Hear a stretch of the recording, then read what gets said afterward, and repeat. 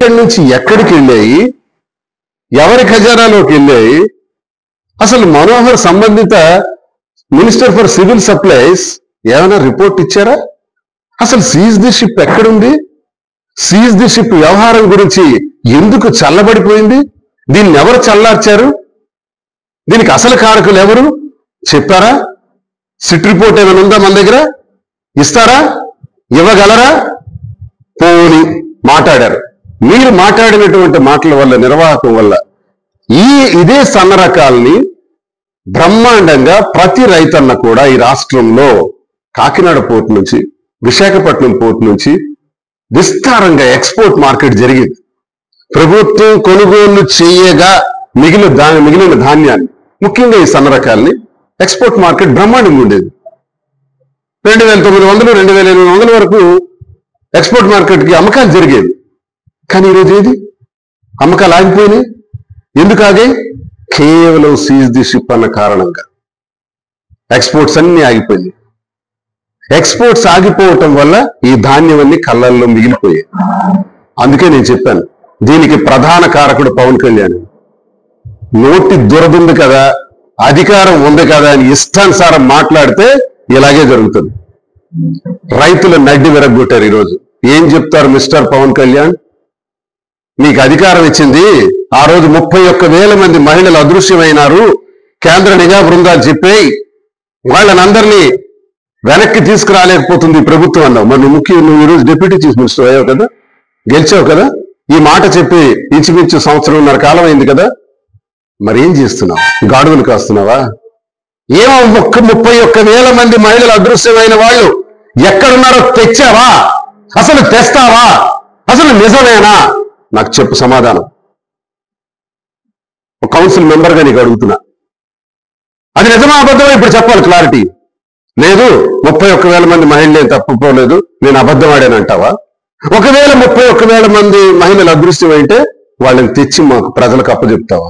వాళ్ళ తల్లిదండ్రులకు అప్పచెప్తావా? చేయి. సనాతన ధర్మం ఏదో మా నాన్న సిగరెట్ తాక్కోమన్నారు, దీపంలో ముట్టించుకోమన్నారు, ఆవు మాంసం ఎంత తినాలంటే అంత తినేయచ్చు. సనాతన ధర్మం గురించి మాట్లాడతాం. ఈరోజు తిరుపతిలో సుమారు 200 వరకు ఈరోజు గోవులు మరణించాయి. ఇది ఎప్పుడు చరిత్రలో జరగలేదు. గోశాల నిర్వాహకం ఎలా ఉందో చూడండి, సనాతన ధర్మాచార్య తాలూకా విధానాలు చూడండి. ఈ కూటమి ప్రభుత్వంలో ఈ రోజు వరకు అధికారంలోకి వచ్చి హత్య రాజకీయాలు, ఎంతమందిని చంపారు నడి రోడ్డుని, కేసులు, ఇలా మాట్లాడితే వెంటనే కేసులు. నా మీద కూడా రాష్ట్రంలో చాలా కేసులు కట్టేసినారు. చేసుకోండి, అరెస్ట్ చేసుకోండి.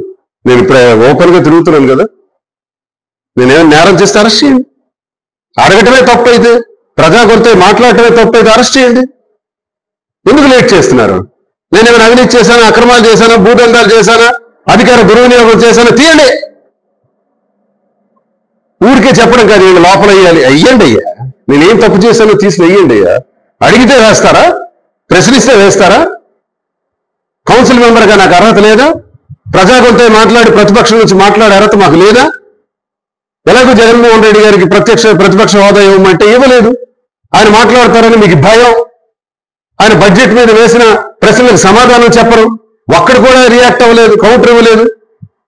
ఈరోజు మా గొంతు నొక్కి మాకు జైల్లో వేయాలని చూస్తున్నారు. ప్రతి ఒక్కరికి కూడా జైలు వేస్తే జైల్లో భయపడేది ఎవరు లేరు, అదిరేది బెదిరేది ఎవరు లేరు ఇక్కడ. మరి వంటకాల్లో కూడా ఈ సన్న రకాలను వాడతారు. అసలు విలువైనటువంటివిగా ప్రాధాన్యత ఇస్తారు ప్రజలు. మరి వీటికి ధర ఎందుకు లేదు? ప్రజలు చూస్తే అత్యధిక ప్రాధాన్యత ఇచ్చిన సన్న రకాలకి ధర లేదు. ధర లేక రైతన్న ఈ రోజు గగ్గోలు పెడుతున్నాడు ప్రతి కళ్ళంలో కూడా. నేను అన్న మాటలు వాస్తవాల్లో కాదు, పరిశీలించమని కోరుతున్నాను. ప్రతి కళ్ళానికి వెళ్ళండి. నేను ఎలా అయితే వెళ్ళి చూశాను, అధికారులకి అవకాశం లేదు, వెళ్ళినా డబ్బులు లేవు, లిమిట్స్ పెట్టేసి క్లోజ్ చేసేసినారు, ధాన్యం అంతా కొనుగోలు చేశామన్నారు. అసలు నేను ఈ ఇంటర్వ్యూ ప్రారంభిస్తూ పవన్ కళ్యాణే దీనికి ప్రధాన కారకుడు అని అన్నాను. దానికి కారణం ఏంటంటే ఆలోచన లేని విధానంతో, కనీసం అవగాహన లేకుండా సీజ్ ద షిప్ అన్నావు కాకినాడలో. నువ్వు సీజ్ ద షిప్ అన్నటువంటి మాట నాకు తెలిసి